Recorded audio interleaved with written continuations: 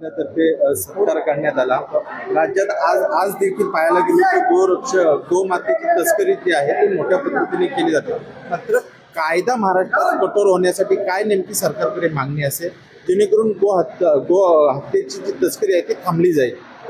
गो हत्या किंवा गोवंश हत्येवर फाशीची शिक्षा मृत्यूदंड असला पाहिजे असं महाराष्ट्र शासन आणि भारत शासनानं केलं पाहिजे। कानून मंत्री भारताचे महाराष्ट्राचे त्यांना निवेदन आहे तुमच्या चॅनलच्या माध्यमातून की शीघ्रातिशीघ्र असे कठोर कायदे बनवा की ज्यामुळे भारताचं धर्मवैभव शेती वैभव वाचेल जे की गोवंशावर आधारित आहे। गोवंशाशिवाय गाईच्या शेणाशिवाय गोमूत्राशिवाय शेती होणं भूमी उर्वरा होणं असंभवनीय आहे।